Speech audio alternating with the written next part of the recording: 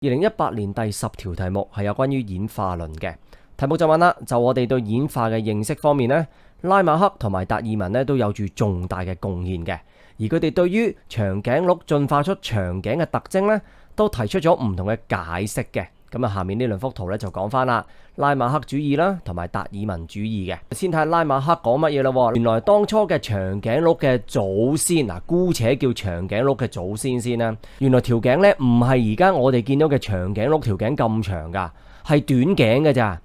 咁但係啦，佢哋由於咧要不斷將條頸去伸長，去進食一啲位於高處嘅葉咧。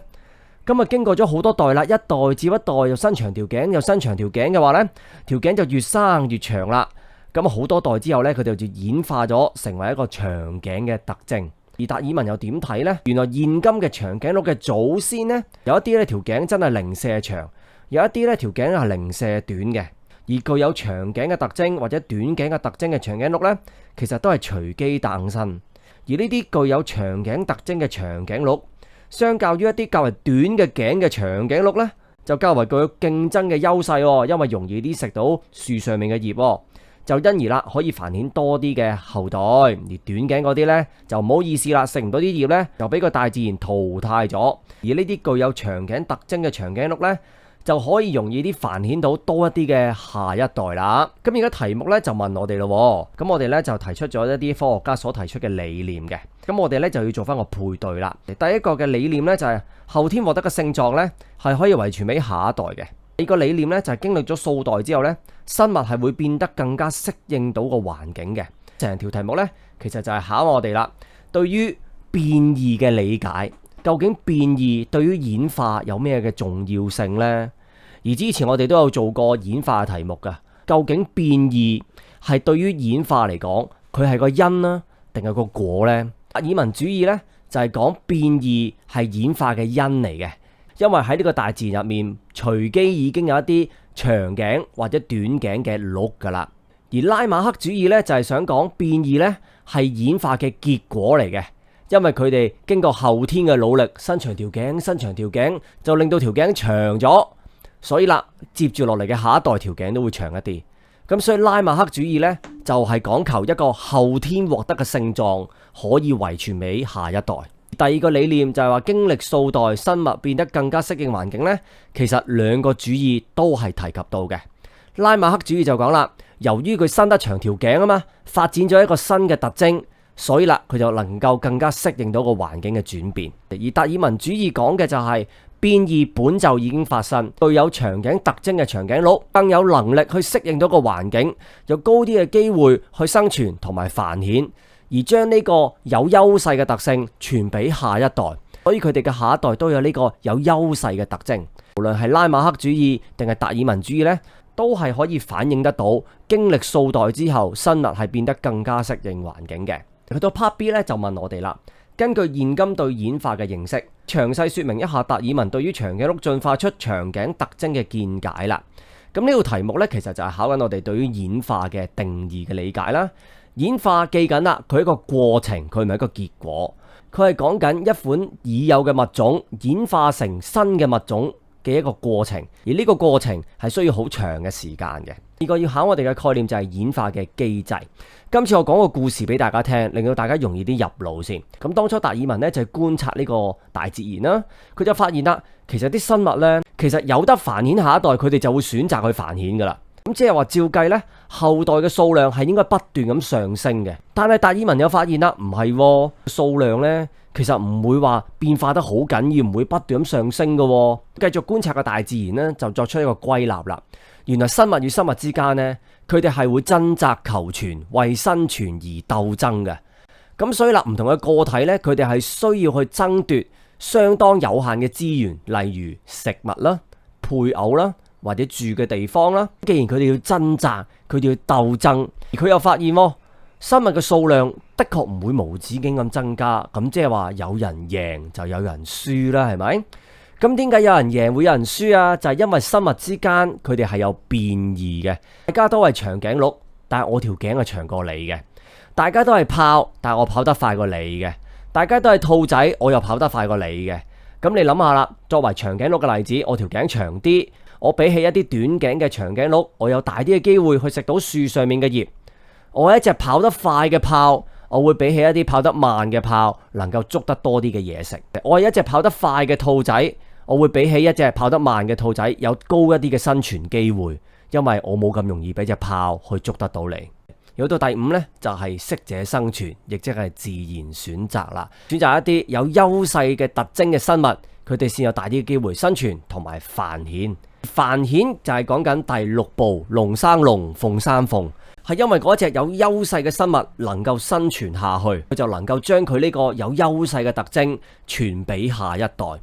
所以一代一代咁傳落去嘅時候，就會有越嚟越多嘅長頸鹿擁有長頸嘅呢個特徵啦。下次唔一定要問你鹿嘅，我啱啱都講咗啦，就係豹呢個概念都一樣。點解啲豹越跑越快嘅？同一時間啲兔仔都越跑越快嘅，當中個原因原來都係自然選擇，適者生存。而到帕斯咧，佢就講啦，喺達爾文嘅時代咧，佢嘅想法係引起激烈嘅爭辯嘅。因為宗教信仰有好多人係唔接受人類同埋其他物種都係由同一嘅祖先進化而嚟嘅呢個概念。咁呢件事啦，可以展示到邊一項嘅科學本質呢？咁自不然就係講緊科學係同社會同文化有關係啦。如果你之前已經聽過科學本質，但係而家唔係咁記得嘅，想快啲溫翻書嘅話呢，睇多一次啊，掄多一次啊，你教2倍速呢，好快聽得晒噶啦。跟住啦，又嚟到一點出發啦。今次呢，佢考2樣嘢，第一就係個提案。第二啦，就係一個機制啦。咁啊，先講機制啦。咁我哋當中有拉馬克主義啦、達爾文主義啦，兩者有咩分別呢？尤其是佢哋對於變異嘅理解。講起機制呢，除咗演化嘅機制，其實遺傳嘅機制我哋都有學到噶嘛。我哋有學曼德爾嘅遺傳定律 （Mendel's First Law） 同埋 Mendel's Second Law。但係除咗 Mendel's First Law 同 Second Law 呢，我哋都學咗一樣嘢叫做遺傳連鎖嘅，就係性連鎖啊嘛，係咪？啲等位基因呢係存在喺性染色體上面嘅。其實遺傳連鎖呢唔淨止喺性染色體嘅，人類嚟講，由第一去到第22對嘅染色體呢，其實都係有連鎖嘅情況出現嘅。咁當中亦都要介紹多一位嘅遺傳學家啦 ，Thomas Morgan 啦。曼德爾係嚟自於奧地利嘅修士，而托馬士係嚟自於美國嘅遺傳學家。佢哋嘅時代亦都好唔同，結合佢哋兩者嘅研究就奠定咗而家我哋學緊嘅遺傳學嘅根本啦。其實拉馬克同埋達爾文咧都係唔同年代嘅人嚟噶。拉馬克主義係講緊100幾年就出現，達爾文主義咧係1860年有個雛形，而係去到1900年先正式確立嘅。咁所以你大約見到個時間差，起碼係半個至1個世紀。而呢4位科學家咧，其實都對於演化、遺傳啊嘅概念咧貢獻良多。今次嘅題目咧就冇問太多嘅，就係有關於假說嘅嘢。咁呢兩個都係假說嚟嘅，係咪？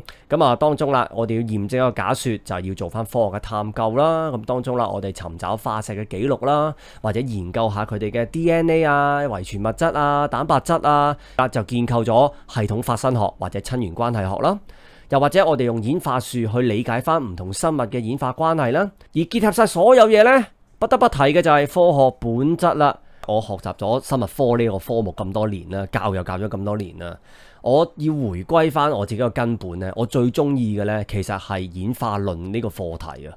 咁當然啦，之前嗰啲都係好喜歡嘅，亦都令我保持到興趣嘅。但係演化論佢真係作為整個生物學嘅課程最後一課呢，係有原因嘅，因為佢真係幫我哋打通晒咁多個課題。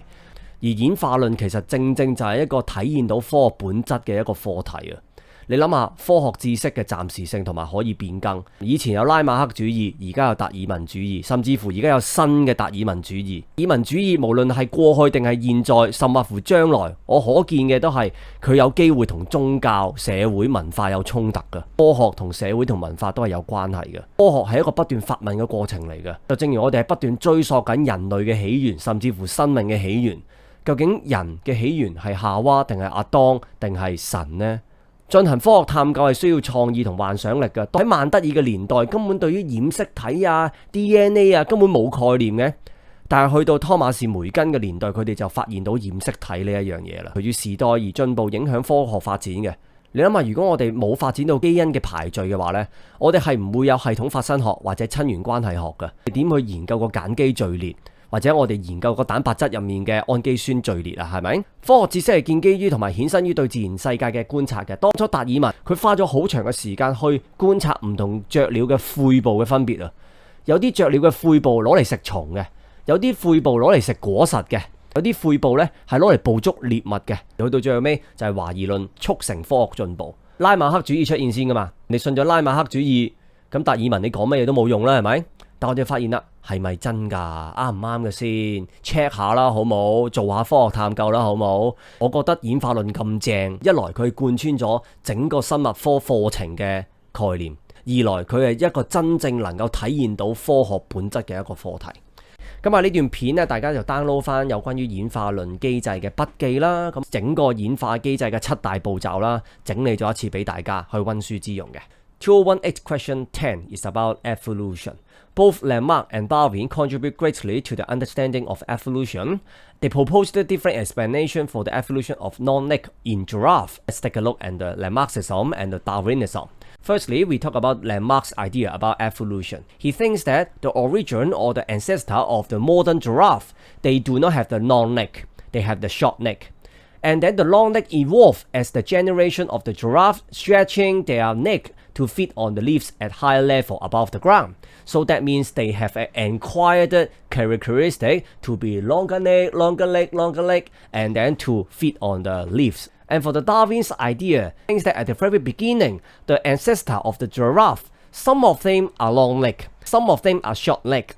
And then the giraffe with long neck were born by chance and have more, 1, 2, 3, 4. And we see the variation already by chance. And the giraffe with longer leg have more offspring due to their competitive advantage over those with shorter neck. For part A, we need to put a tick in the appropriate box to indicate whether the idea leaks were proposed by the scientists, Lamarck and Darwin. So let's take a look at the ideas. Character acquired during lifetime can be passed on to the next generation. Organisms become more adaptive to the environment over the generation. This question is checking us the importance of variation to evolution. And the thinking logic is that variation is the cause or the result of the evolution. According to Darwin's theory, variation already exists within the species before evolution. It provides some resources for the nature to choose. We can see the variation already. But for Lamarck's theory, he said that the acquired characteristics are passed on to later generations, making them quite different from their ancestor. Therefore, for the first idea, we need to put a tick for Lamarckism. And for the second idea, both of them, they mention it. For Lamarck's theory, in order to survive, the individual can develop new features in response to the environmental changes. So they stretch their neck to feed on the leaves at higher level above the ground.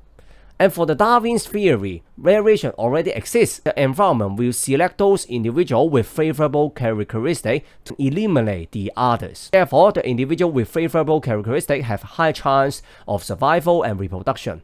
And their offspring inherit this character, make them quite different from their ancestor. And for part B, based on the current understanding of evolution, elaborate on the view of Darwin on the evolution of the giraffe's long neck. This question is checking us the definition of evolution. Evolution is a process by which new species are formed from pre-existing ones over a period of time. And the major concept we need to recall is the mechanism of evolution. So I try to summarize the mechanism of the evolution in 7 steps as a story for your easier reference. First two, they are the observation by Darwin, overproduction of the offspring, and the consistency of the number. So for Darwin, he thinks that the organism, they will reproduce in order to continue their species. However, the size of the population is relatively constant. So what is the reason behind that? Darwin suggests that there is a struggle for existence or the struggle for survival. The individual, they need to compete with one another for the limited resources. For example, food, shelter, and the mate. And now we are talking about the competition. So that means someone will win and someone will lose. So who will win, who will lose? It depends on the variation among the offspring. Some of them, they have the favorable character. For example, the individual with longer leg have better ability to obtain the food than those with shorter neck. Therefore, he suggests the natural selection for the survival of the fittest. Individuals with favorable characteristics have a higher chance of survival and reproduction. So the giraffe with longer legs, they have greater chance to survive and reproduce. And for number 6 is talk about like produce like. It's about the inheritance. Individuals with the favorable characteristic, they can pass the favorable characteristic onto their offspring. And for the last step, formation of a new species. The proportion of the subsequent generation would have greater proportion of giraffe with longer neck. So we can realize why there are more long-necked giraffe. And then for part C, his idea caused intense debate. The concept of human evolving from common ancestor along with other species was unacceptable to many people due to their religious belief. What does this tell us about the nature of the science? Surely it shows that science is socially and culturally embedded. So let's talk about the curriculum mapping, and it checks us the concept about the proposal and the mechanism. For the mechanism, we talk about the Lamarckism and the Darwinism. We talk about the comparison between them. The key idea is about the role of the variation. Is the cause or the result of evolution? And apart from the evolution mechanism, I also would like to talk about the inheritance mechanism. I'm sure that you still remember the Mendelian inheritance, Mendel's first law and the Mendel's second law. And apart from the Mendel's first and the second law, we also learn about the genetic linkage proposed by Thomas Morgan. Both of them, they were born at different times and came from different countries. Mendel, he came from Austria. Thomas, he came from the US. Mendel, he is the monk. And Thomas is a scientist studying genetics. But both of them, they contribute a lot to the inheritance. Both of them, they build up the base of the genetics, what we are learning in the curriculum. Lamarck proposed his idea at around 1906, and the discussion of Darwinism started at around 1860. Darwin really proposed his idea at around 1900. You can see that different scientists, they propose different ideas at different time or in different countries, but all of them, they make contribution to the development of science, particularly for the evolution and the genetics. And for the proposal, I would like to talk about the hypothesis and how can we check the hypothesis, whether we are correct or not. We need to do the scientific investigation. For example, we check the fossil record, or we check the DNA, the genetic material, the base sequence in the DNA, or the amino acid sequence of the protein to develop the phylogenetics concept. Or we use the evolutionary tree to show the relationship between different organisms along the evolution. And we combine all the ideas. Surely, I would like to talk about the nature of science. I like evolution, this topic, so much. Because evolution, it is the topic which connect all the ideas in the biology curriculum for every chapters, I mean.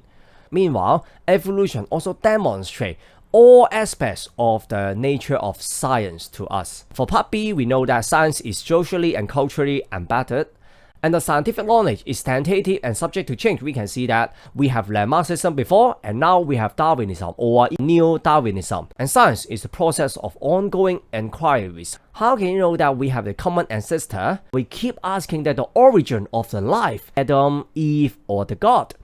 Doing science requires creativity and imagination. Time of Mendel, he did not know much about the DNA, the genes, the chromosome. However, he developed the basic ideas of the genetics. At the time of Thomas, he found out the chromosome and know the genetic linkage. For example, the sex linkage. And the science is affected by the technology and the types of the equipment available at the time. Imagine if we do not have the DNA genome, not have the technology for the DNA sequencing. How can we develop the phylogenetics? How can we determine the amino acid sequence in the protein? We don't have an idea. The scientific knowledge is based on and or derived from the observation of the natural world. For Darwin, he spent a very long time to observe the beak of the birds. Some birds, they feed on the fruit, some birds, they feed on the animal, and the shape of the beak, they are different. And for the last one, science advanced through the reasonable skepticism. Imagine that, what if Lamarck proposed his idea and everyone believes in him? Or even before Lamarck, the religion, they claim that all the things, they are created by the God. And then no one doubted there will be no such development of the evolution mechanism or the inheritance mechanism. I've already prepared the evolution mechanism notes for you guys so you can download it to have an easy reference for the revision.